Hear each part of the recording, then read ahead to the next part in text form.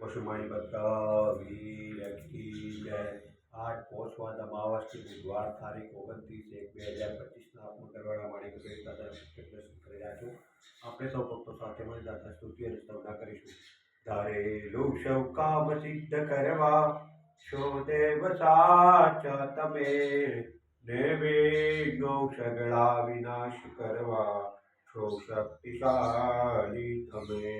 સેવે જે ચરણો ખરા હૃદયથી તેને ઉપાધિ નથી, એવા શ્રી મણિભદ્ર દેવ તમને વંદો ગણા ભાવથી।